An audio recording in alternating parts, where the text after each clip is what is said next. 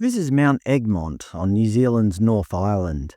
Sorry, we're probably not allowed to call it that anymore, as it was named that way by the colonising Captain James Cook in 1770 after the second Earl of Egmont. It's now politically correct to refer to it as Mount Taranaki, or if you really want to be top-tier woke, Taranaki Maunga. Anyway, Mount Taranaki is now considered a person under New Zealand law. I'm not kidding. NBC News. New Zealand's Mount Taranaki is now legally a person. The only problem with this decision that I can see is that it's very obviously not a person. It's a snow-covered rock. A nice-looking snow-covered rock, but a rock nonetheless. This is a person. It has arms and legs. This is a mountain. Now, just to be clear, I'm not here to bash anybody's religion. I'm not here to say we shouldn't be protecting mountains. But calling a mountain a person, I'm sorry, we've crossed into the territory of the absurd. BBC, New Zealand's Mount Taranaki gets same legal rights as a person.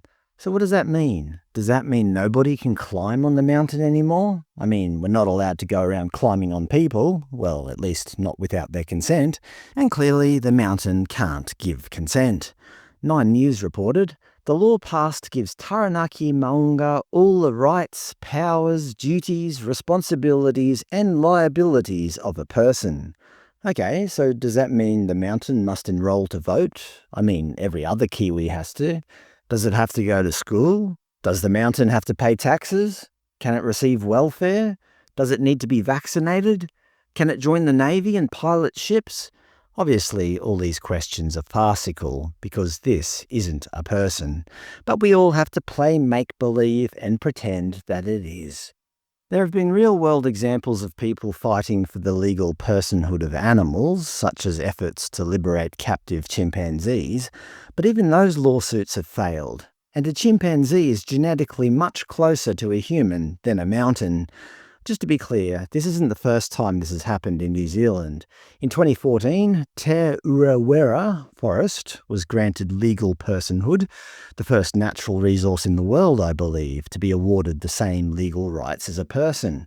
So in this photo, this is literally a person walking through another person. It's quite miraculous, some might even say impossible. In 2017, the Wanganui River was also granted legal personhood, with the ABC reporting at the time, New Zealand just gave human rights to a river. It sounds like there was a faint air of disbelief, or perhaps even shock. If they just added a clown emoji, the headline would have been complete. Serious question, with all these extra people in New Zealand now, do they have to add them to the census? After census night, do they have to add 3? Another serious question, if I throw a rock at the river, that is now a person, or throw a rock at the mountain, can I go to jail? I mean, if I threw a rock at a person in New Zealand, I could go to jail, right? What if my pet chimpanzee throws the rock? Who goes to jail?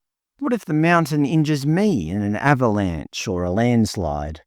Look, I know I'm making light of a serious situation, but the mountain isn't just important to Indigenous people.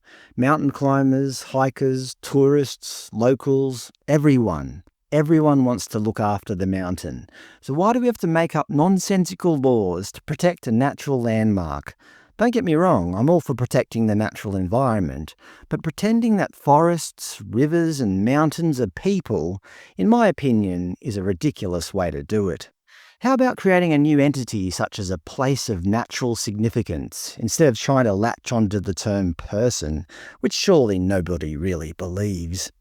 If you want to say the mountain is spiritually significant and we should look after it, okay, fine.